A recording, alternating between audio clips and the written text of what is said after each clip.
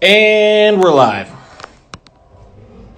It is currently telling my followers that I've started a live video. There we go. Hey, Osuda has joined. Joe will be getting you on here in just 1 second. Let's see if we can figure this guy out. So, without further ado, welcome my first guest. Currently waiting for Joe. Where is he? Hello. Hello, all. Joe, is it working? Is it connecting? Joe, you're sideways. Sideways. Oh, there we go. Hey, Joe. What's up, man? How's it going? Good. Gotta turn it up. Yeah? Hey, Turning Point. We'll have you on just a couple moments here. Well, welcome, everybody. We got a couple people joining the live stream currently. Joe, I don't know about you, but I get immense amounts of anxiety every time I go live on anything. I've never gone live, so... Really? It's weird. This is probably my 4th time or something. It's You're pro. I don't know. So, what's happening? What's new down in Florida? The heat. Yeah, is it pretty hot down there? Yeah, it's like in the 90s every day right now. That sounds nice. It started snowing again here, which is fun. Really? Yeah, dude. It's first day it's snowing again in a while. So, Wow. for everybody joining, we got 10 viewers. This is exciting. This is Dog Talk in Q&A. We're going to have some guests on. We're going to talk about some dogs. We're going to answer some questions. Joe is Joe's dog trainer down in Florida, the Tampa, Sarasota area. Joe had me down there recently for a seminar a year ago. Tons of fun. Yeah. Good guy, good dog trainer. Joe, how is the new business? It's going well. Surprisingly, staying busy even during this time. We were originally a boarding company for a long time, and then just kind of transitioned into training. I was working for other people, but in the fall, I switched over to training, and since then it's just been busy. So it's not a bad thing at this point. I understand. You mentioned last time I talked to you that you were having a lot of dogs come in from that rescue still? Is that still kind of the case? Yeah, so right now I have 2 in particular. They were the last 2 really problem dogs. So that organization is a really big rescue down here, and they essentially got all the dogs out for foster except for the last 2 dogs, right? So I was like, hey, listen, I'll work with them, whatever. So they put some donors donated money for training, so I still get money for it, but it was able to get them hopefully kind of adopted out and assessed because they didn't know whether they were dog friendly. They were super mouthy, so they were really hard to show because no one really wanted to get them out. Some of the volunteers were a little nervous getting them out and stuff like that. So just kind of get them handled and teaching them a few things, I think it's certainly going to help them get adopted for sure. Yeah, that's cool. I feel like it's for everybody joining right now, start hitting up some questions. I had to strong arm questions out of people last time. We currently have 12 people. If we could get 20% yield on questions, we're going to have at least 3 questions to answer here, which is exciting. And I know I can ramble about any given question for at least 15 minutes. So Joe will be live for the next little bit here with me. And then we're going to be having my next guest, Anthony from Turning Point Dog Training on. Joe, one of the biggest things I would like to talk about with you is dogs and babies. You just had a baby. Very exciting. Obviously, I've congratulated you on that before, but for everybody that doesn't know, Joe owns a dog training business with his wife. They just had a baby, and you have how many dogs, Joe? 13. 13 dogs. Personal dogs. So, can you tell us a little bit about how all of that went down? As far as what did your structure look like for the first little bit for that, as far as bringing a new child into the home where you are also operating your business from? Yes, Joe from Florida. He is live here right now with us. How did you guys handle that?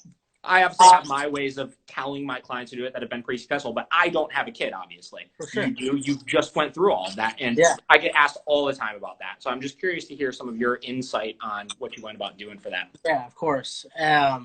And the crazy thing was, he was born last May, so he's 10 months old now. Sure. But he was born pretty much at the heart of our busy season, June, July, August. During our boarding season, I took less training dogs at that point. But it was everybody was gone.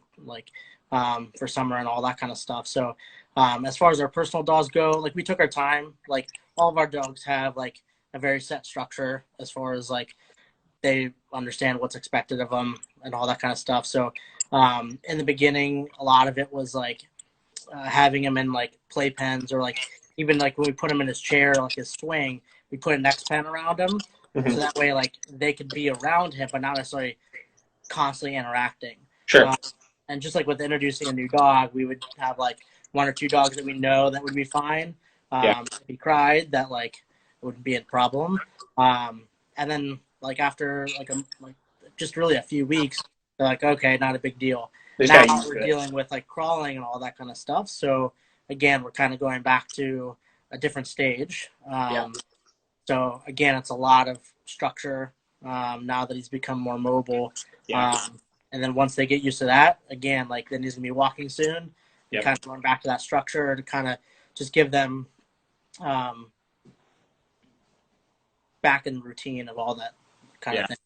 So like obviously like I talk about kind of the stages of how I break that up with like the like first coming in, the crawling, the walking, things like that. Did you notice like with your dogs like changes like when like your kids started like moving around a little bit more and stuff like that? Not necessarily. And again, like it's one of those things where like we set the dogs up and obviously our son up for success. Like we're not just putting him on the ground with all 13 dogs like, hanging out. So it's still like rotation, especially during these transition times to kind of figure out who's more accepting than others. But again, it's also like him, so that way he's not like learning to crawl and like grabbing them and all that kind of stuff, because he does that with our cats too. We have a couple cats. So like the one cat like absolutely loves him and will like come up to him and like he'll like be trying to grab his tail and stuff. So again, it's kind of showing him just like with a dog, like these are things that you can do, these are things you can't do. It's very structured, especially with the amount of the dogs that we have and like temperaments and stuff. So there's one dog in particular of ours that like has minimal interaction with him. Same thing with the other dogs. But you met her, Candle. Yeah. Is that the Malinois? Yeah. So you had a couple. I'm guessing you were a little bit more careful about as far as the introduction process. Yeah, for sure. Yeah. And so at this point, so you said 10 months. How much actual interaction have the dogs actually had with your kid? Quite a bit, especially our personal dogs. Like if we're like hanging out on the couch and we're holding them, like all of our dogs will come up and greet them. The majority of them will like lick them and stuff, and it's not like an issue. But again, like he's kind of doing a different stage. Like he just started crawling and all that kind of stuff. So the dogs may be a little bit weirded out by that. But, like, so far, we haven't seen anything. Now, once he starts walking, I think that's gonna be a whole nother story, because he's gonna be on their level. Versus like lower, like to the ground, and like slower. If he starts running around when he's walking, then it's gonna be a game changer for sure. Yeah, I feel that. Yeah, it's an interesting one. I feel like it's so dog dependent, and I feel like it's so probably owner dependent. Like obviously, like because you train dogs, you're going to have a different degree of control and trust and kind of understanding of what each dog is going to need throughout those stages, right? I do like the idea of the X pen around though in that case, because like obviously like I would recommend like tree though too. Like, what's up? So we do that with our Christmas tree too. Right, yeah, I mean that's obviously given. We can't be having the Christmas tree getting destroyed, but yeah, I feel like I'll typically recommend like bed stays and down stays and stuff like that, but like that obviously is gonna require a lot more of a degree of paying attention to the dog in that situation when you have other things that you need to focus on and worry about and stuff like that as well. So that's a pretty good idea with that, on being able to kind of help alleviate some of that and make sure the dog can kind of be a little bit more free and help like see how they respond to getting a little bit closer and stuff in more of a safe manner. So I mean, Leash and X Pens, like not necessarily the X Pens for the dogs, but X Pens for him, like because we have a chair that hooks up to the table or the counter. We would put it around that, or like the swing again. It gives the dogs room to move around and be able to get fairly close to him without having to necessarily interact with him. So I think that has helped tremendously versus like if I didn't have that, then like again, like if you have the dog on leash, a lot of people would be like they'd have leash tension, right? And the dog like get nervous or whatever, right? And they'd be pulling the dog back kind of thing. So it would create a lot of like frustration, obviously, with something like that versus like having that X pen as a barrier initially. So Yeah. I think you like get a better read on them. Yeah. Yeah. Those are all solid ideas. Yeah. It's like I said, it's an interesting one. It's one people stress so much, I feel like, and can either do it like way proactive and way safe about it and just really take their time throughout the process, which is really the smart thing to do, or people just rush so quickly and do it. Like it baffles me sometimes the advice that I see people giving when it comes to dogs. You know what I mean? Like it's plain and simple. Like when you're leading your group, right? Like you ultimately need to be able to communicate and dictate like what's yours and what isn't theirs, right? And 90% of problems you're going to have with your dog, like outside of even babies, are due to your dog thinking that objects or people or other dogs or whatever are theirs, right? So going into things with that like methodology of like, oh, like here, like you're gonna come and check this thing out and say hi to it and sniff it and do all these things. Let me give you blankets and clothing. And that's just all nonsense. So Yeah, man, I think the biggest thing, like, because I've introduced like 1 million dogs to a ton of other dogs too, but like again, neutrality is one of the biggest things I look for. Once you have neutrality, it's a lot easier to deal with, right? Like if they're not actively like trying to like pull towards something, you're not going to have those issues. Just like with socializing with people or their dogs and that kind of thing. Same thing with kids. Like I'll take the dogs for a walk, like with the stroller and stuff, and it's the same thing. Like they're getting used to him, but they're not necessarily interacting with him. Yep. Yeah, I feel that. So because you're primarily, I feel like originally like a boarding business that did training on the side, how has all of this been impacting the boarding side of things of your business? It's gone. Yeah. Is it really? Like everybody's kind of canceling and stuff? Yeah, like no one's going on any trips. Like we've had like a few like really good clients that are like, hey, like listen, like I know I had this small trip planned like this last weekend or whatever. We had a couple dogs stay for a few days. Sure. Our daycare has actually picked up a little bit. Like we're kind of far out, obviously in the middle of nowhere. Yeah. But we've had quite a few clients that were like are bringing their dogs out because again, like they're not getting necessarily like because everybody's home all the time. They need some of that separation. Yeah. So bringing them out to daycare, and I think they're trying to help us out too, which is great on their part. But I mean, the training, I took more dogs this month than I usually do, only because we didn't have any of the boarding. So picked up a couple extra training dogs to kind of. Yeah. I feel like the one plus that we've seen is because like obviously like our boarding is like non-existent currently as well.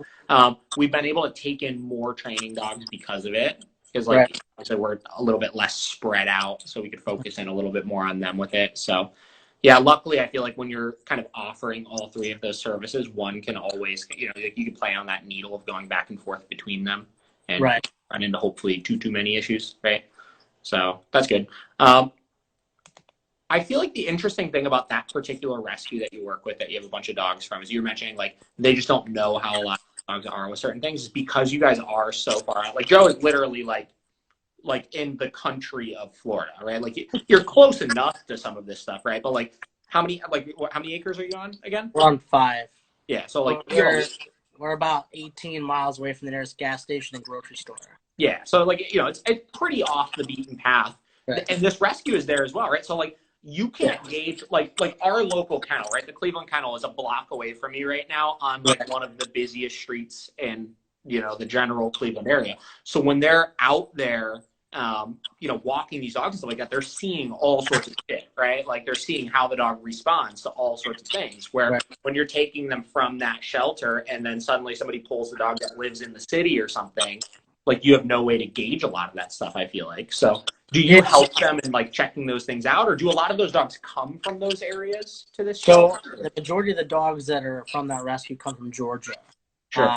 There's like, because there's a lot of shelters, or a few shelters in particular that they pull from, are like they're kill shelters essentially. Like so, they're pulling a lot of dogs from that area just because like those dogs would get euthanized otherwise. So like I think they do a lot of puppies or like young dogs, but if a dog stays there for a long time, they're kind of missing the mark as far as like socialization goes, the Sure. dogs go, or like if the dogs get adopted out early and people aren't like adamant about like trying to work with a dog at a young age, sometimes they get returned at like the 10-month period, 9, 10 months old, and they're having this behavior issues because it never necessarily worked on it. But again, like it's not like in our area, even like Sarasota, Bradenton is not like it's not Cleveland. It's not a very urban area. Like Yeah, sure. it's a lot more spread out down here in general. Um, so and the dogs that I obviously we do for training and stuff like that, like we'll take them into like Lowe's and Home Depot and parks or neighborhoods and all that kind of stuff to kind of check on that. But I have a different aspect. So like I have a bunch of chickens and stuff, as you know, and farm animals. So like what they Donkeys, don't, other yeah, things. what they don't see like in town, like I can utilize those as distractions. Sure. And if you can like not chase a chicken, you can heal by it within a couple feet. I feel like you're probably pretty good like walking past another dog. Yeah. So, Yeah. I mean, sometimes like obviously like things like that, like prey-driven related things are almost even harder than that kind of stuff. So right. yeah, I mean, like they're just different types of distractions, obviously. So that's cool. And I feel like it's a different type. I've heard, like, I feel like some people that I know that do board and trains and stuff out of more open environments and are able to work like you're outside in a big field and stuff like that all the time. For certain types of things you may be looking for right out of your dog, like you're almost going to get a little bit higher, I think, more precise degree of training for. Like I think like off leash training, things like that. Like you're in more of an environment where you can simulate things like if you have a hiker that's coming in that likes, you know, wants to be able to go for long hikes off leash with their dog, or just typical off leash training and stuff like that. So you probably simulate those things a lot better for them, you know? Yeah, for sure. I mean, it's one of those things where like our biggest play yard is about 25,000 square feet. So yeah, and it's huge. yeah, like again, it's more like a park kind of area. Yeah. And towards the end too, I'll work the dogs like within the groups as long as they're like fairly social. So that way, like when they do want to interact with other dogs, or some people again still go to dog parks even though we don't recommend it. Still will have control, obviously around those bigger distractions off leash. But yeah, it's a good size area, and obviously we have 5 acres. So move to the back of the property, and yeah, still, pretty wide open. Yeah, I feel that. All right. Well, again, guys, we're going to be answering questions. This whole live stream, Joe's going to be on for a little bit, and I'm going to have another guest on for a little bit. So start typing them up, send them in here, give us plenty of things to talk about. We will answer as many and all as we can. So let's see what we got here so far. Joe, let's start with this one. My dog struggles on a leash, pulls like crazy, and very reactive on leash with dogs, cars, people. Should I try a backpack, a gentle leader, etc.? Leash reactivity. Again, I feel like personally probably the number one behavioral issue that I get in. I mean, I don't know. I don't know what it is like about leash reactivity in particular, but it is definitely probably the single hardest thing for people to get over with their dogs, and the single most common thing that I feel like they have with dogs. Do you want to start with this? Do you want to throw some insight in the wagon on leash reactivity? Yeah, I mean, yeah, I feel like over the last probably 2 or 3 years, it's been consistently more and more of a popular kind of behavior that we're working. I would agree with that actually. Like more, I mean, like more so even in the last like 2 or 3 years than before. Yeah, like before, like I would probably say 80% of the dogs I work with are reactive in some way. Yeah. And whether they're like actually, most of the time they're friendly with other dogs, just build on frustration. Mm-hmm. So again, it's usually all that kind of leash pressure and stuff happens because Sure. dogs are teaching the humans like negative reinforcement, like, oh, I want to go pee or I want to go sniff on this. And they drag you over there and all that pressure goes away. So there's one reinforcer, and the second one is actually peeing on something or saying hi to somebody or whatever. So at the point where people start getting frustrated, they'll start to restrain the dogs more. Yeah. And that's when you see that buildup of the behavior. Yeah.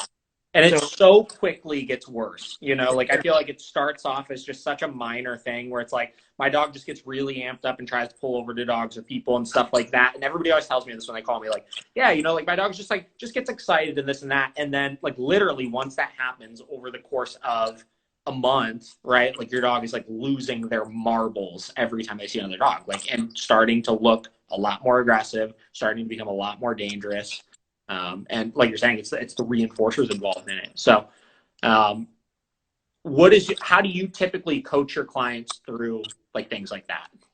So a lot of it, like, again, there's twofold. One, I will teach like walking, like just leash pressure with a prong collar, like Sure. get control over the dog. Start small, like start in your driveway, right? Go like one house down, one house back. I Yep. don't want people to go on like these 30-minute walks and then all of a sudden you get stuck because you're walking at 6 p.m. and everybody, the dog's out, and you're setting yourself up for failure, and it's not gonna work. So again, like kind of taking that first week or so of just really utilizing leash pressure, the prong collar, and getting them kind of like under control that way. And then also teaching like a bed or place command. So that way you can utilize like some of that counter conditioning with food from a distance to be able to reward the dog for like non-reactivity. And then third would be to use like a pet corrector or whatever, or that the burst. If the dog, once you do teach the things that you do want, that inappropriate like movement towards the dog or person or whatever gets corrected, right?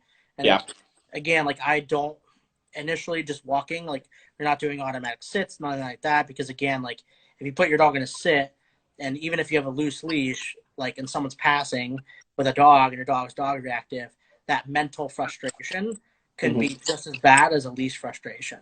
Sure. So the dog could be thinking terrible thoughts, and you'd be like, "Oh, that's a good job," right? Or you're trying to feed the dog, and they're like, "Yeah, let me mess this dog up." Like, So again, like I look at state of mind stuff, even with an obedience. I feel like a lot of trainers rely too much on obedience sometimes, especially with like behavior issues. Yeah, stopping behavioral problems. Like it's like, like the first thing that comes out of people's mouth when they start losing control over their dog or their dog starts acting up is sit, down, sit, come, this, that, right?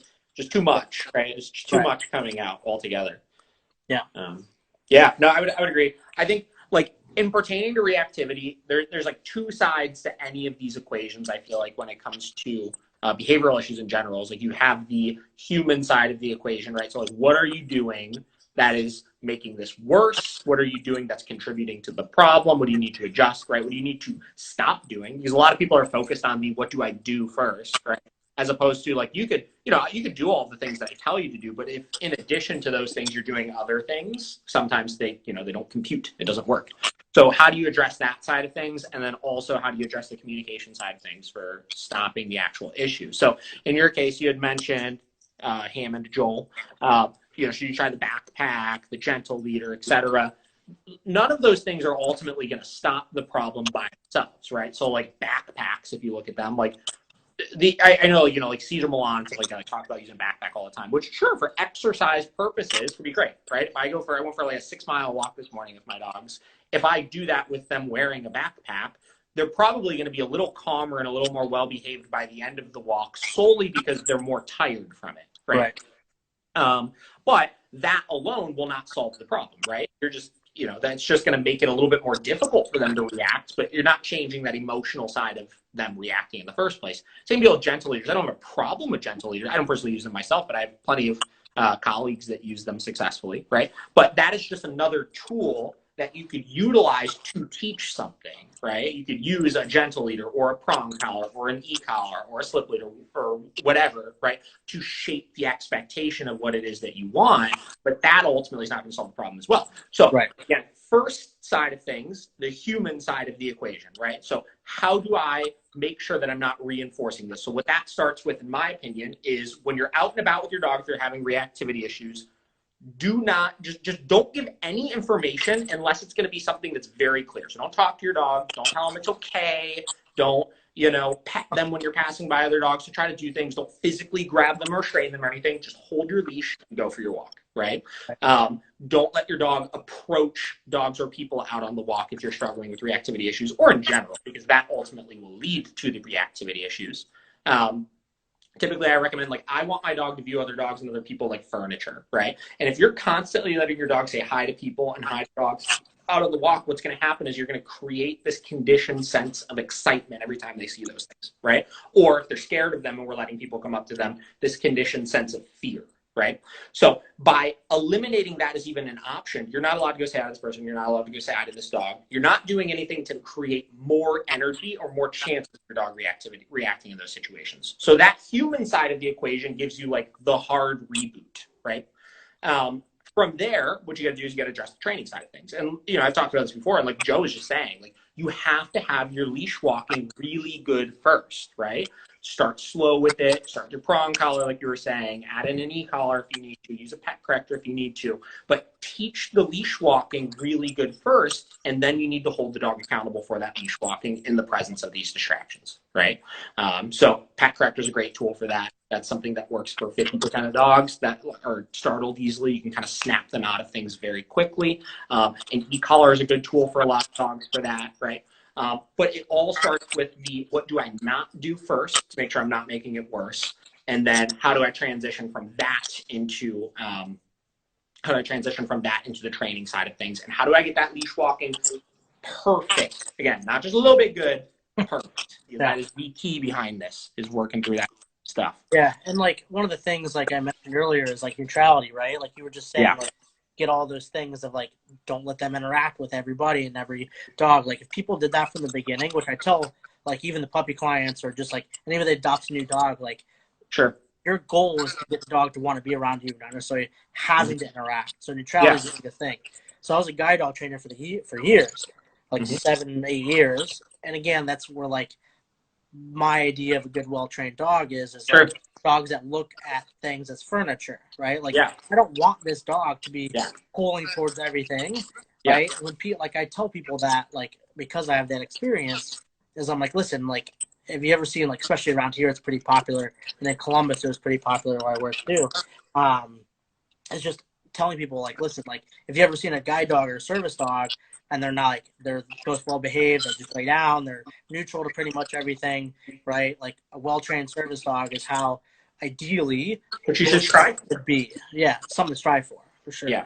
And that I feel like that kind of loops back around to like why reactivity is so prevalent right now and such a common issue that people have is because people want that, or people want, well, I should say, people want their dog to be able to go anywhere with them. They want their dog to be able to do anything with them, right? And that's because, I mean, like, look at the day and age we live in right now, right? Going out on patios and going to the park and off-leash play dates with your friends and this and that, like, that's the norm right now when you have a dog, that your dog, you know, needs to be able to conform to, essentially. So because we try to throw these dogs into all of these situations so improperly, we want to be able to do all of those things that a service dog would be able to do without realizing that the reason why the service dog is able to do so many things like that is because of those restrictions that they have a job to perform, right? They're not getting their fulfillment through, you know, treats and toys and getting pet and this and that. They're getting their fulfillment and their mental stimulation through helping their owner, right?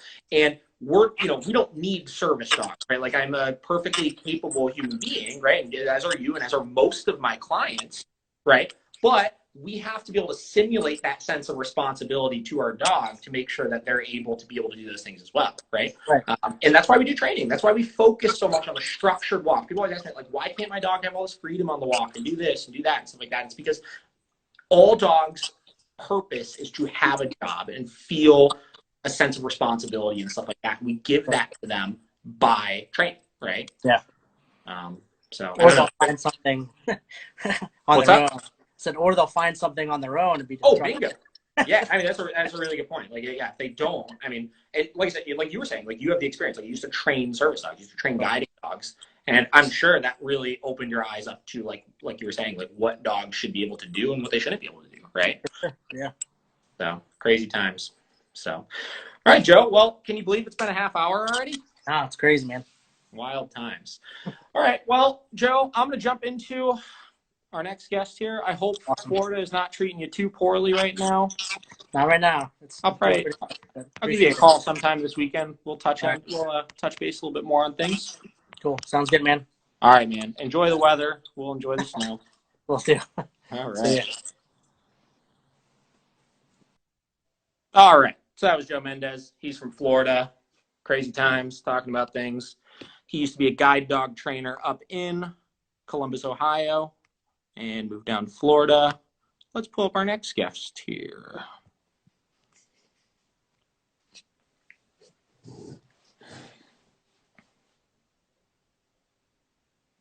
waiting for Turning Point Dog Training to join the conversation.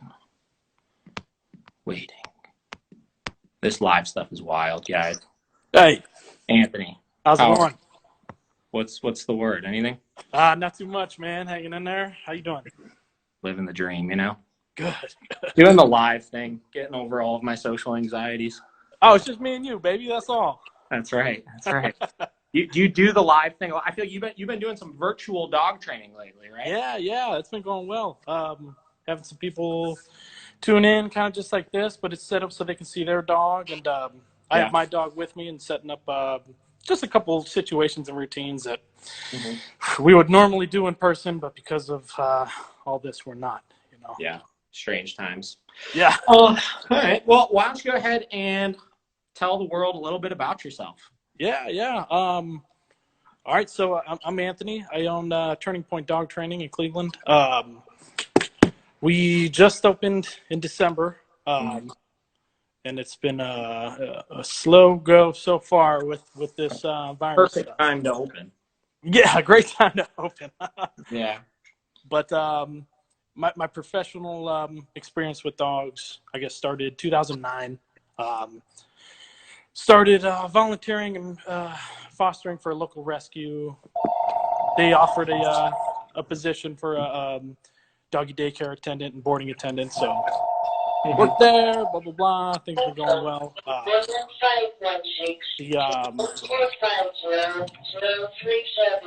What is happening back there? Hold on. Sorry. Hold on, world.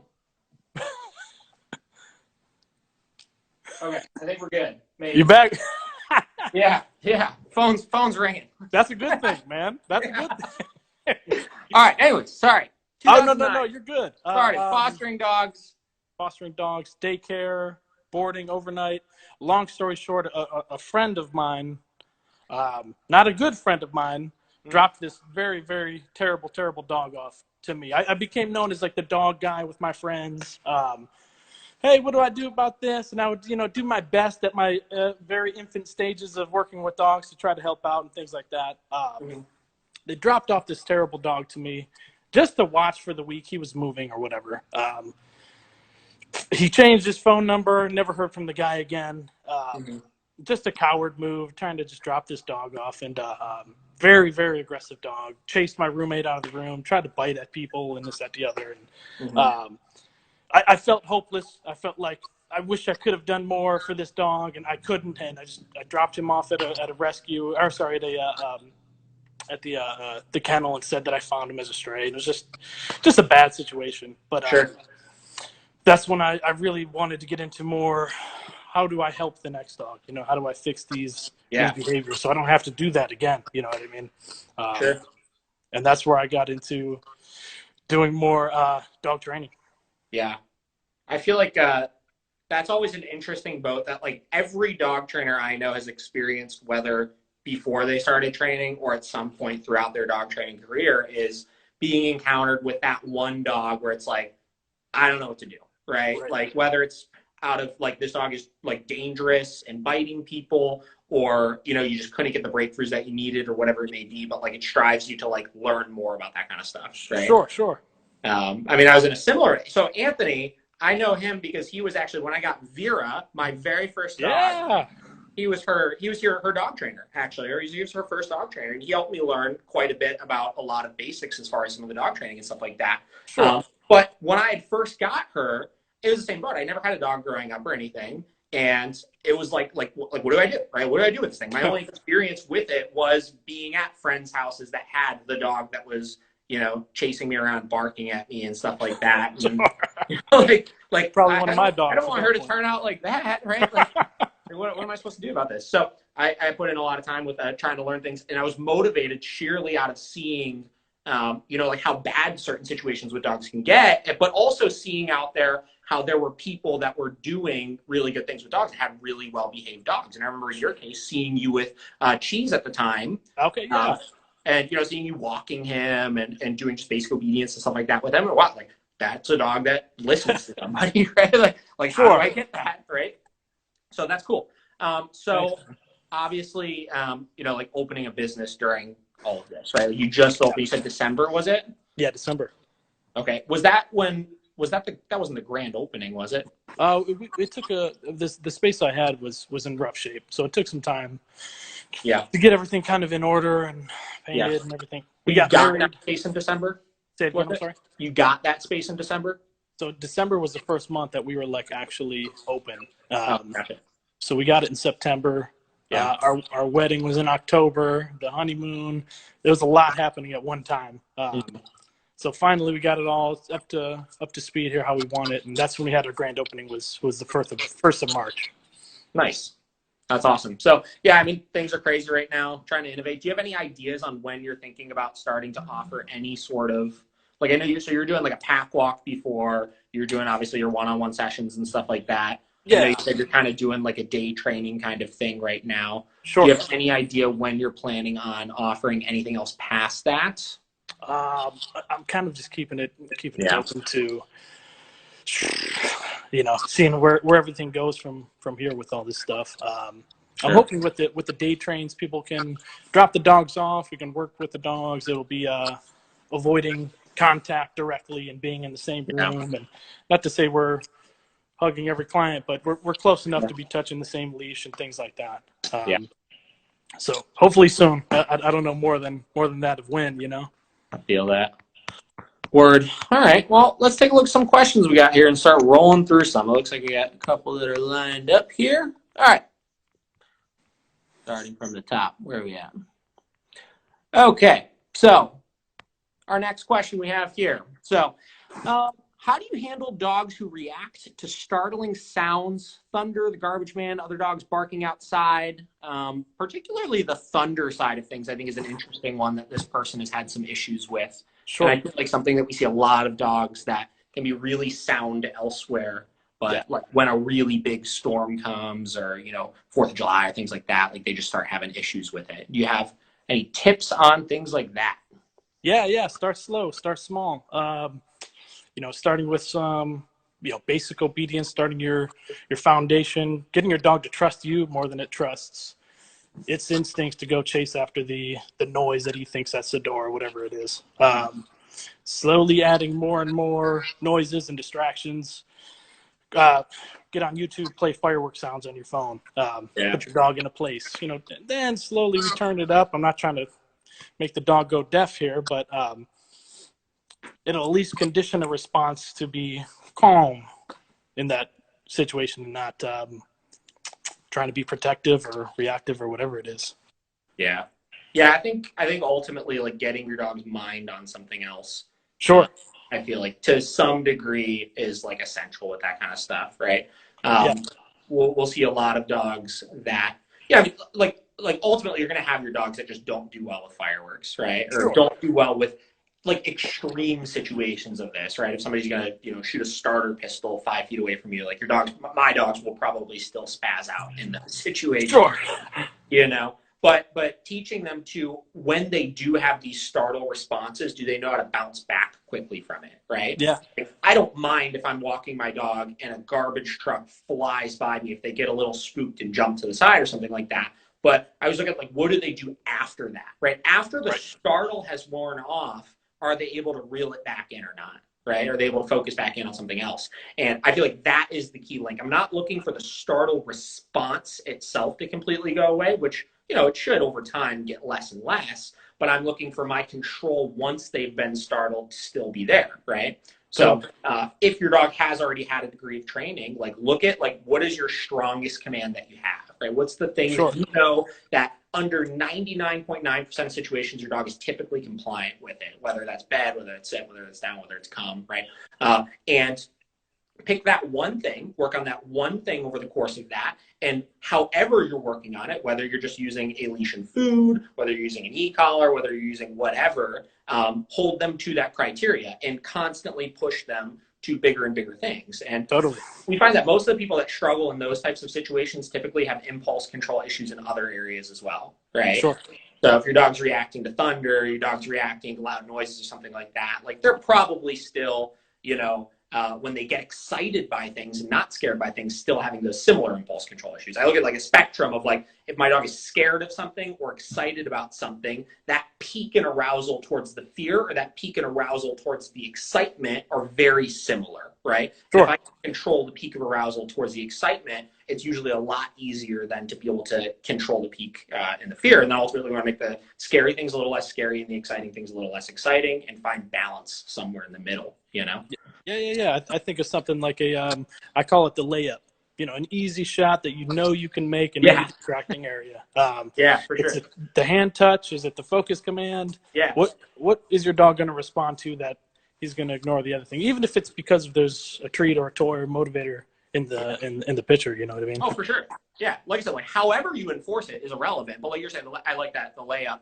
The layup.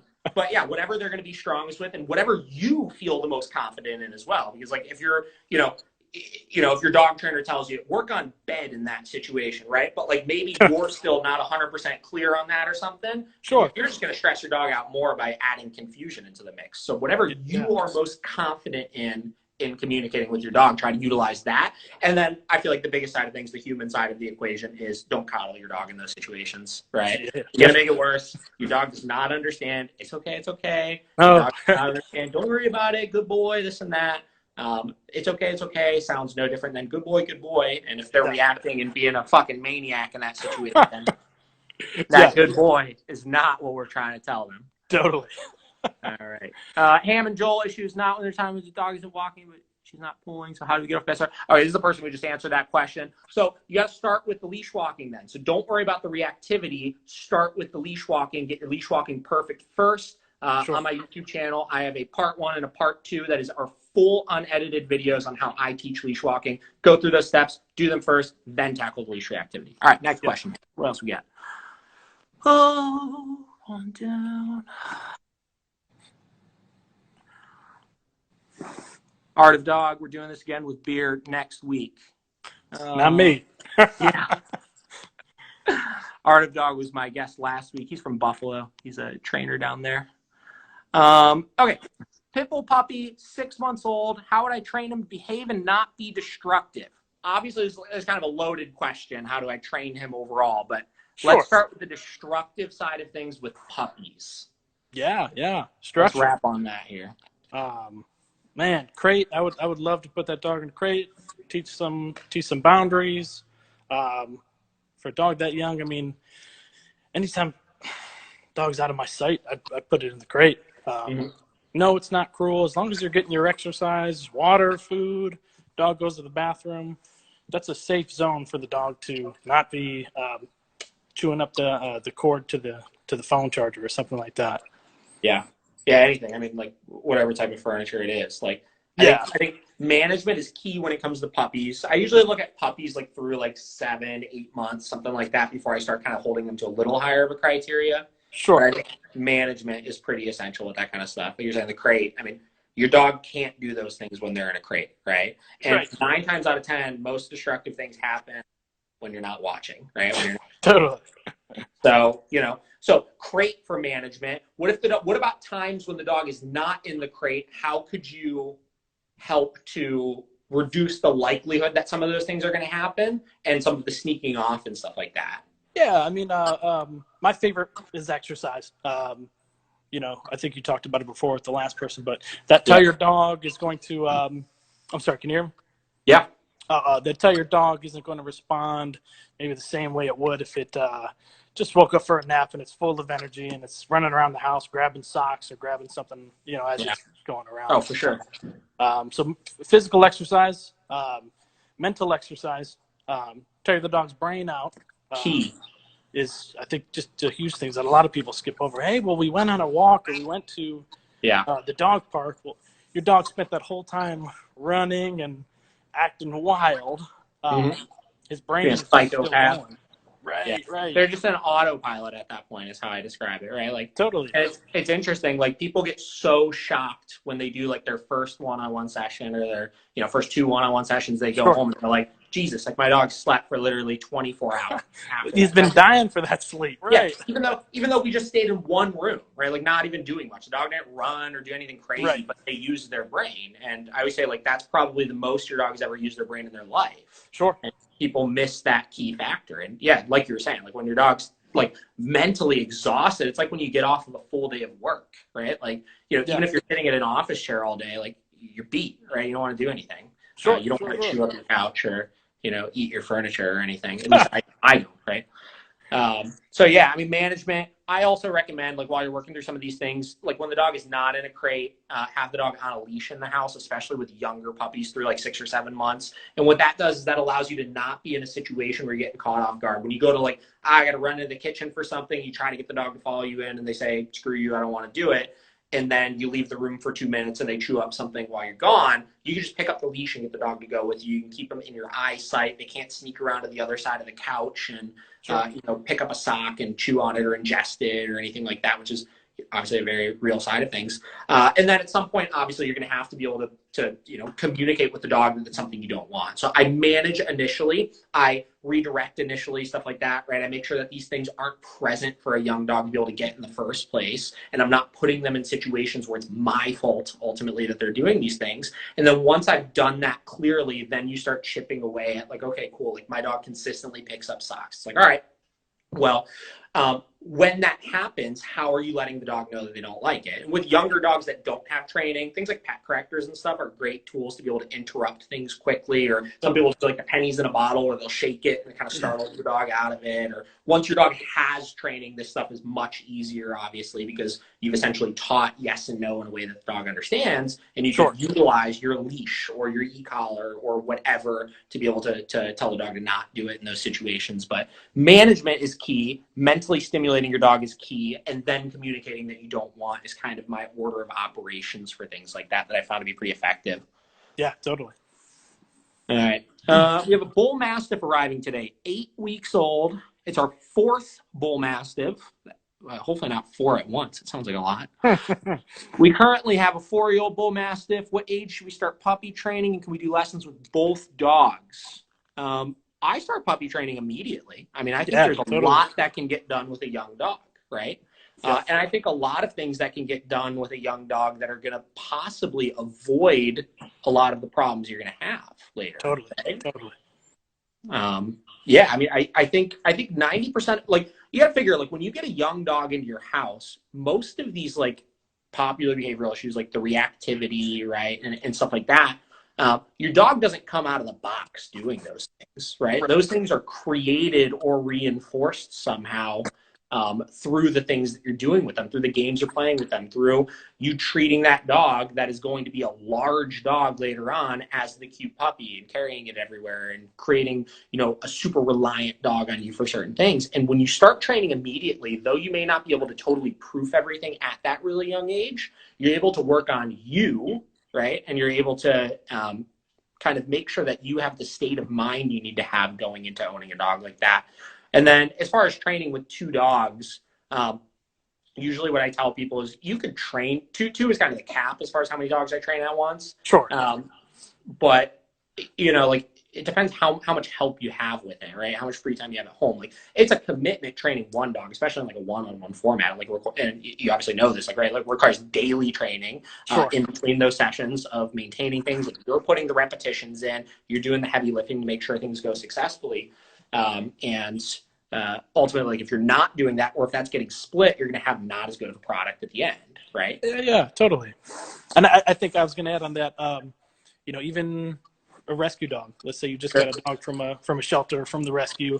The rules start today. I don't like this whole. It takes 3 weeks for the dog to. Time. Yeah, I don't like that. It's I'm with you. Here are the rules. You know what I mean? Whether that's don't react towards people or dogs or whatever it is, but that conditioning that response that you want should start, I think, right away with its food, with food, with toy, with corrections if you're using collars, or just using your voice as a tool. Yeah, just one way or another. I mean, I kind of talked about this in one of the earlier questions. Is like there's so much focus on like the what do I do as opposed to what do I not do, right? Sure. And like you were saying, like the rules in general, like, yes, there are some do involved with that, but there's a lot of like, how am I not making this stuff worse, right? Yeah. And like Yeah. you were saying, with the decompression time, I've always been in the same boat of that, where I've never really understood it, because like when a dog comes in for one-on-ones with me, right, I don't spend 2 weeks with that dog, Right. making that dog get comfortable with me. And like, obviously I want the dog to be comfortable with me, but Yeah. ultimately, like, this is the immediate expectation of you when you come to this place, right? And Right. if you set that right off the rip, the benefit and the reason why I think the dogs are so much better with their trainers as opposed to with the owners sometimes is because these dogs have no pre-association of I can do A, B, or C with this person, right? Because the second they meet Right. them, the expectation is you do things this way, right? We go through these motions. This is how we go through doors. Oh, yeah. Do this, right? Yeah. So they have nothing to fall back on. Where like the hardest part with board and trains and one-on-ones is when they go home and get back into the house where they're used to being all cozy and doing all these things, they could start to try to revert back to a norm that they have, right? Sure. Where if you start training immediately with the dog, the norm that you're setting is the one that you want to be long-term, right? 100%. Yep. Yeah, so I found those things super beneficial and stuff like that. This is a follow-up on the 6-month-old puppy tears holes in the basement drywall and eats toilet paper rolls every chance he gets to be in the bathroom. Toilet paper is not the thing to be eating right now. Stuff's expensive. Yeah. You're going to have to start billing this dog for that. Oh, geez. Yeah, I mean, I'm assuming this dog is not tearing holes in the basement drywall and eating toilet paper when you're present, right? I would assume that this dog is doing those things out of sight, which is, you know, like Anthony was saying, the crate is your key, right? If you're taking a shower, if you're going to poop in the bathroom for 5 minutes, Sure, that dog in a crate, right? If you need to walk out to get the mail, the dog either comes with you or the dog goes in a crate, right? And you have to first and foremost make sure the dog's not able to rehearse those things. From there, you could then transition into, like I said, actually stopping them. But the problem is if the dog is just all willy-nilly doing whatever it wants to do and roaming the house and stuff like that, you're not going to get any headway with it. You have to kickstart it and, you know, rip the Band-Aid off first so that you could then start to teach the expectation. So, totally. oh man. Oh, Josh, or not Josh. God, you kind of look like my video guy, Josh.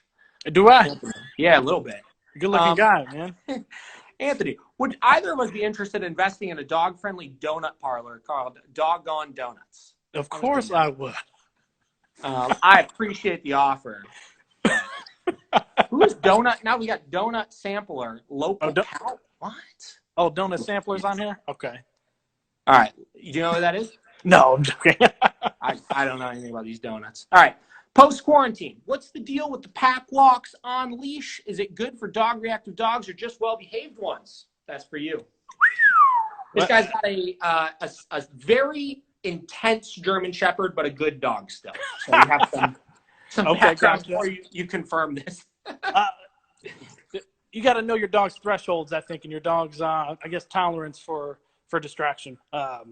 If you're productively working 10 feet away from the pack and everything's working out and you're praising and treating and getting productive work out of your dog, yeah, come on down. But I think if it's too much, get some help from a professional. Get your ducks in a row before you start doing something as intense as a pack walk. Because everywhere you look, there's a dog. I mean, in front of you, behind you, it's really hard to escape that. So I think if there's too much distraction, if your dog's nipping at other dogs or doing something more dangerous, take a step back, get your stuff focused first. Yeah, for sure. So that's a good keyway into talking about the pack walk in general. What is it that you like about doing so like I've told you this before, like I've always wanted to do some sort of pack walk, but just have never had the ability or motivation to actually move forward with doing it. And I really like that you do it and you don't have super large amounts of dogs that are at your pack walk where it just becomes pure chaos, and that it's obviously supervised in an appropriate way. Like what got you started with the pack walk, and what do you see the benefits of it to your clients? The pack walk, it always kind of reminded me of just my own exercise, I guess. If I'm in a class, if I'm with some friends, I feel like exercise is just going a little better. I hate running. I hate lifting weights. It's just boring to me. But if we have some like-minded people who like dogs and like to go out and socialize with their dog or whatever it is, like you said, in today's age, everyone, we're going to bars, we're going to parks with friends and things like that. Let's not ignore the fact that our dog needs exercise. Let's all exercise together. And that's kind of my inspiration for it. It originally started when it was snowing out, and I know it is snowing today, but a way to exercise out of the cold. So we had that indoor space for a while. And then we started doing it like Clark Fields, right? Is that we did our last one there. And that was good. There was real life distractions. I mean, there was bikes, there was kids, there was all kind of stuff that happens. And I feel like everyone behaved themselves. I think pack walks are sweet. I think, like you were just kind of saying, like the idea that like so many of our dogs are constantly going out and about. We're trying to get them involved in different situations and stuff like that. But the problem is we're just going into them, right? Like we're going into these situations of like, here's a patio that I want to go to, and I'm just going to take my dog company, as opposed to how do I train for that picture, right? And I think things like pack walks, especially when you start changing up the environment, like you were saying, you did it at a park, right? And, you know, you could do different places like, you know, Tremont, Ohio City, this and that, where you're going to see all of the types of things you would see when you're going to those patios, but you're doing it not for the purpose of you, but you're doing it for the purpose of the dog, right? You're doing it for the purpose of exercising and stimulating that dog's brain in that environment to get them used to it, right? So I definitely am a huge proponent of the pack walk. I like it a lot. And I'm excited for you to start doing that again soon. Yeah, hopefully you can make it out to one. We usually do, you know, halfway in between the walk, we'll do a little zigzag in between dogs, work on some downs, just so we're adding some obedience in the mix here. It's not all obedience, but I think the main focus is exercise. But there is some other obedience commands that we pepper in there as well. Sure. Yeah, it's awesome. And I know you guys usually kind of meet up at like a brewery or something after to actually get that experience with those types of things as well. So the dogs are usually pooped after the walk, and it just makes it so much easier. Which makes it way easier. All right, follow-up question on the fireworks and stuff like that. So she's hiding in the bathroom during the 4th. I just let her hide in the bathroom. She won't come out, get her mind off and sit. Just let her be scared in the bathroom and chill there till it's over. Again, kind of a loaded question, I feel like, because this is under the assumption that this is a once a year event, right? The 4th of July in particular, at least, is a once a year event where, you know, I'll tell a lot of my clients sometimes, like, if your dog's not super stable and you don't feel like you have control over them, just throw them in a crate for the night, right? Like it's not a big deal. They're not going to be traumatized for the rest of their life from it. But if your dog is also reacting in that way to thunderstorms, to loud noises, stuff like that, that would be more of a problem that I would want to work through. You know what I mean? So again, like I would look at that question as two things. One, if it is only happening in the 4th of July with those types of things, just throw the dog in a crate. Don't worry about it. Don't stress them out anymore by trying to force them into things and stuff like that, because it's literally one time a year, and there's absolutely no reason why your dog needs to be able to be outside in situations where that stuff is going on, right? If your dog is doing it in other situations, you need to look at, okay, cool. If it's not fireworks and it's a thunderstorm, say, and your dog will run and hide in the bathroom and they won't come out and get their mind off of it and sit or do anything. Like I said, it's not about the sit, it's about your strong span or your layup. Oh, we got 2 minutes left and we're going to get booted. All right, so in 2 minutes, we might get booted off and have to restart this in a second. Gotcha. It's got like an hour cap off on it. So I see. So if that's the case, then you need to look at your overall training with the dog as a whole, right? Like that's an issue in my opinion. If your dog gets stressed out and then post-stress, like we were talking about, runs, hides, and you have no influence over the dog's behavior at that point. So where does training usually start? With a leash, right? A leash is kind of your end-all, be-all of you can block things, you can teach things, you can move them into certain positions. And it's its own language. It's how you communicate, Exactly. It is one of many languages, but one of the easiest ones. And there's a reason why most trainers will start with the leash. It's because it's a basic that no matter what, no matter how scared the dog is or excited the dog is, you can have some degree of control over the dog. And it starts there, right? And like I said, you got to be training for this picture in all other situations. So not just when all of the fireworks are going on or all the thunder's going on, do you have the control of your dog under all of those other exciting or scary situations, and then work from there? So you got to start with training first, it sounds like. Like a question before we had about the polling. You got to start with the training first when it comes to that stuff. So Any last points on that? No, you hit it.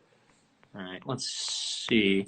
All right, guys, we're going to kick a new live real quick here, and we'll be back in 1 second. Hold on. Go. And we're back on the live stream here at Miracle Canine Training Headquarters. It's letting you guys know that we're live again. We're getting our followers back. Hello, Queen T. Hello, Dog. Dave, I miss you. I hope you're well. Here we go. Let's get Anthony back on here. Where are we at? Hey again. Hey, long time no see. All right. So problem here is we lost our questions from the last one, but that's okay. If anybody didn't get their question answered, just retype it below and we'll answer it. I have some interesting thought questions that I feel like I've been asked about all the time, or I notice all the time that I don't talk about very much that I wanted to kind of wrap on here. Sure. So let's start with this one. Dogs in the car, what is your opinion on how that should be handled to make sure it's safe and not becoming a nuisance to anybody? Yeah. Do you recommend them sitting, in the driver's lap while they're going? Do you recommend that's usually how I go. them sitting on their head? A German Shepherd will sit on my lap. Yeah. Down in the back. Yes. Down in the back. I mean, there's so much that could. If your dog's reactive, but seeing dogs passing by on a walk, you stop at a red light. You can't just run the red light to get away from these dogs. Your dog should be in control for those kind of situations. I've seen people use crate. If it works, great. I don't have a car big enough that could hold 2 crates at one time. I think just a solid down command. Practice this parked in your driveway while you're not driving, because it's going to be really hard to turn around and correct or give whatever command you need to. I usually tell people too, if you're really having trouble, start in the mirror. Walk up to the mirror. Give your dog the command without moving your body or without looking at the dog. Yeah. I'm surprised how many dogs don't respond because they don't think that you're paying attention to them. So kind of proofing these commands in different situations. Mirror, parked car, maybe someone else is driving, you're in the passenger seat, and then eventually you driving. Yeah, usually I've recommended that people do it when there's 2 people, like you do it in the passenger seat while somebody else is driving. Because, obviously safety, we don't want you driving and, like twisting around and like staring at your dog the whole time. But down in the car is the move. It's just like, does it blow your mind sometimes when you're walking down the street and you see literally like a dog hanging out the driver's side window, like in the person's lap and stuff like that? It gives me so much anxiety.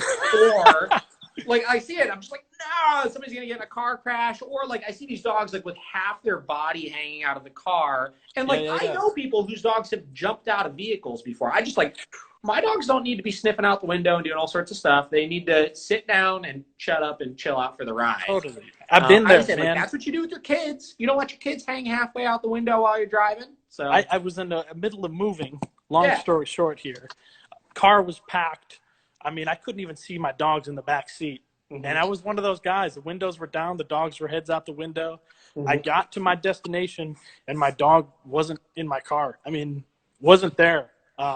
It was terrifying. It was like, what did I just do? Like, I lost my dog. My dog jumped out the window. I don't even know when. Jesus. Like, when did this happen?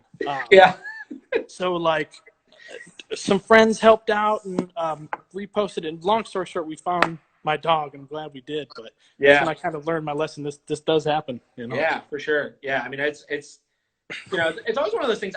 I feel like I've always kind of had a natural thing for it because I'm really anal about how clean my car is. So I don't want my dog slobber all over like my center console and like things like that.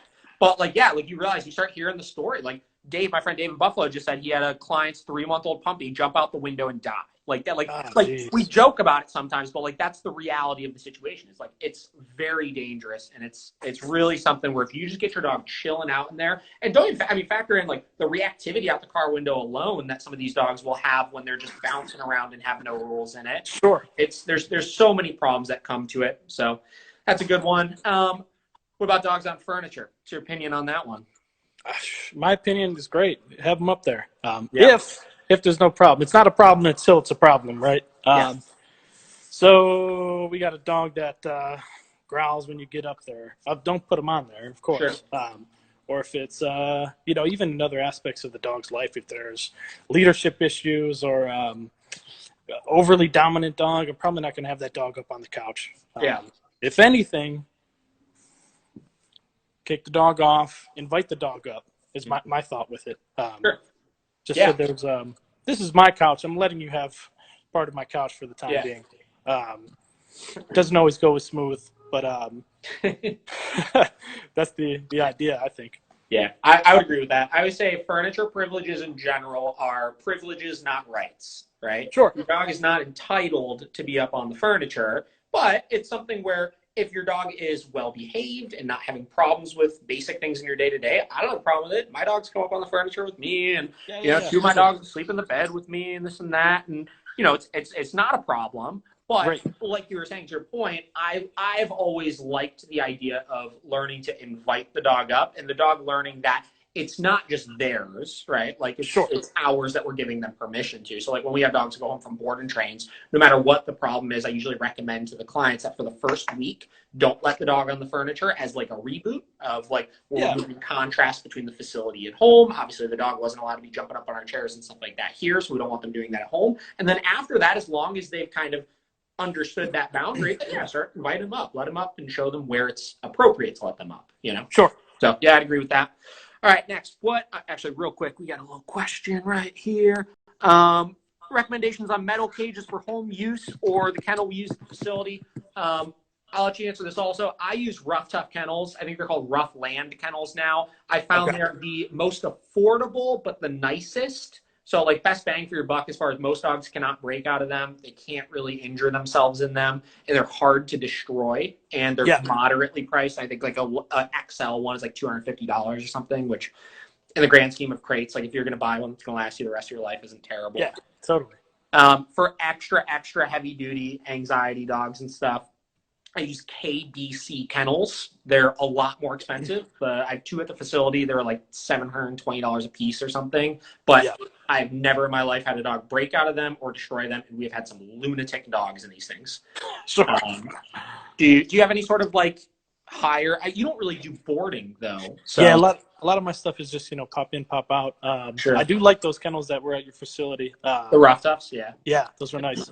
I just use a white, metal wire crate for my dogs, but they're pretty good in the crate, so I can see if your dog had more reactivity or more anxiety about being in the crate, how it could be tougher to contain them in one of those. But I did like yours. Yeah, they're cool. They get the job done. Like we've been through all sorts of different kennels, and after like especially having so many dogs in them here, like having so many dogs either break out of certain ones or destroy them, and like us needing to replace kennels and stuff like that, like we've bought this round of kennels and we've maybe needed to replace like a door because it's got a little chewed on and stuff inside of it, but they're really high quality. So I like them a lot.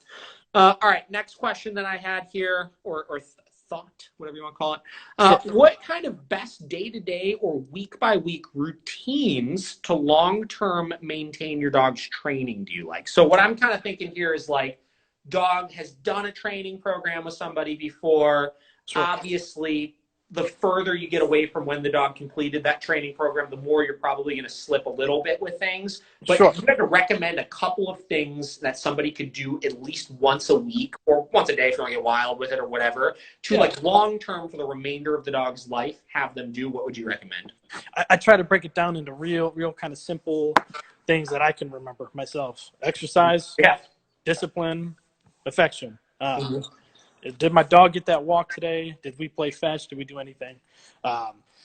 Discipline. Did we try our place command while we were cooking dinner? Did we crate while we were gone? What happened as far as structure with this dog to kind of keep up what we were doing? It's I feel like a lot of people go, all right, cool, we're done with training. My dog should be good, and we can just move on. But they go right back to their old ways of doing things. You know what I mean?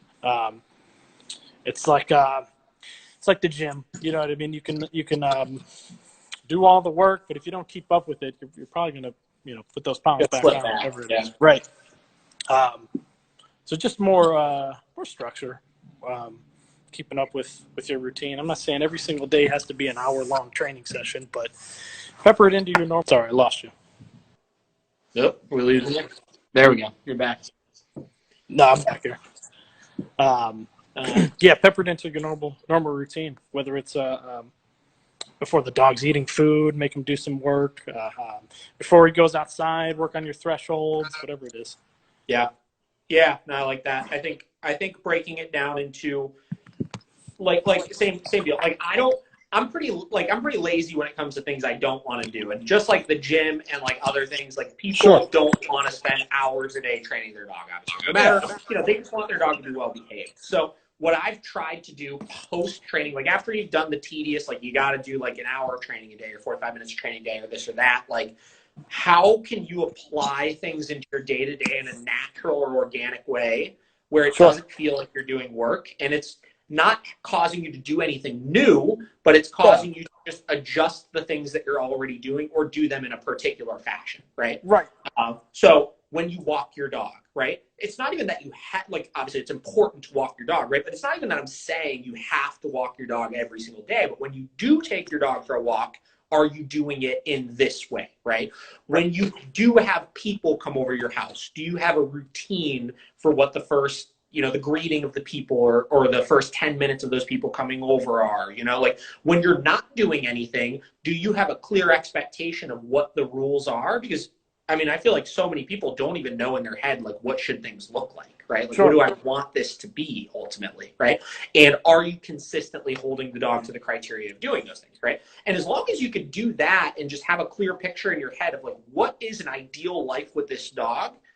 I think you're going to be good long term, right? Like at this point with my dogs, honestly probably do a formal training session with them like once a month, if that. Right. You know what I mean? Like it's not happening very frequently because at the end of the day, my goal of living with a dog is not a dog that I need to micromanage all the time. I don't want to have my dog on place or in down or this or that all the time. I want them to hang out and watch a movie with me on the couch, right? And I want to be able to go for an enjoyable walk or hang out on that patio or this or that. But when I do those things, I know what I want that to look like so I can then hold them to that criteria, right? So I feel like it becomes a little less overwhelming for the owner to just look at it that way, where it's a little bit more straightforward for them. So that's typically how I like looking at things like that. And with my personal dogs, what I do, right? I don't walk them that often, right? Like, and that's my fault. I should, right? But when I do walk them, I make sure I work on training on the walk. I work on my structured heel, right? Sure. When I do have guests come over, even though it's I rarely ever have people come over my house, but like when they do, I make my dogs hold a bed stay for the first 10 minutes while people come in and things settle down and coats are coming off, we're saying hi and stuff like that. And then I release them and let them hang out. So there's always a degree of mental stimulation and I'm pushing them. And like you're saying, on the discipline side of things, I am actively making them work to achieve these reinforcers, the walk, greeting people, playing with dogs, stuff like that, right? Sure. So, all right, last little talking point here. What is the most common behavioral issue you get contacted about and why? I get a lot of basic, I think more basic stuff with digging, chewing, jumping, just like nuisance behaviors with a lot of younger dogs. And I feel like a lot of my clients are first-time dog owners. So they, maybe haven't had to work through some of these issues that other dog owners have. Sure. So, doing, the basic things, the structure, the fundamentals of dog training, I think kind of opens their eyes sometimes to the bigger world of what dog training is and can be for people. And I feel like that list is always changing for people, whether it's, okay, cool, we got the dog's not digging in the yard anymore.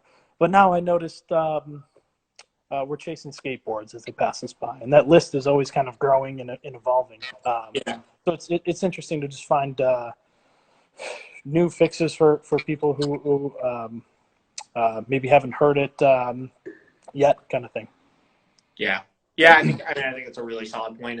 And something I kind of tell people too is like you're saying, training always evolves throughout the lifespan of the dog. You know, as the dog gets older, you're going to see new issues come up, right? And whether they're big or whether they're little, hopefully they're little if you've done your part, obviously. But like, there's always going to be something your dog does that you're going to look at and you're going to be like, this is new and may not be something that I want, right? Sure. And the goal of training altogether, I always say, is not like sit and down in bed and come and like all these different commands and stuff. But the goal is to create communication, right? Is to bridge that gap between, can my dog feel like they can communicate with me, I can communicate with them, and they can communicate with their surroundings well. And if you have that established, you could address anything, right? If you have communication, you have the ability to tell the dog yes and no, no matter what pops up, you can implement that smoothly into anything that comes up in your day-to-day, right? Yeah, totally. But looking at it as that, as opposed to training being all of these exercises and this and that, right? Because those are important, but those just facilitate creating the communication, you know? Right.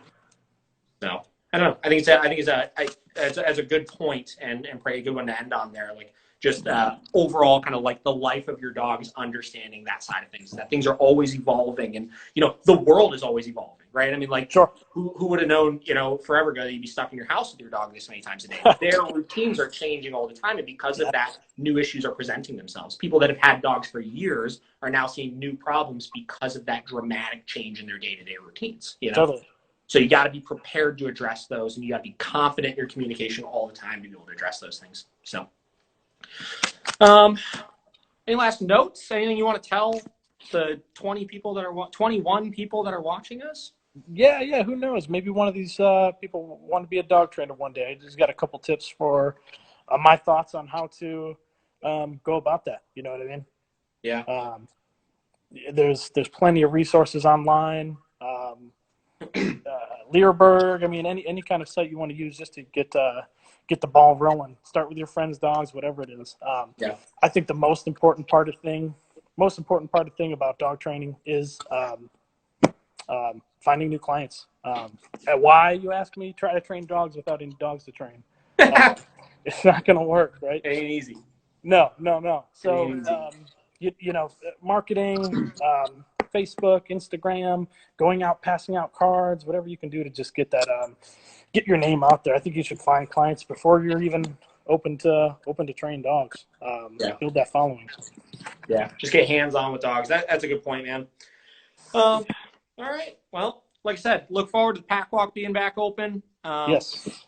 I've definitely been trying to tell people about it. Like I said, we're not doing one currently. I'm pumped that there's one that's good around here. So I'd like to be able to help you out with that a little bit and keep things cruising. So appreciate it. Good having you on. We'll do this again. Yes. Until then, this has been Dog.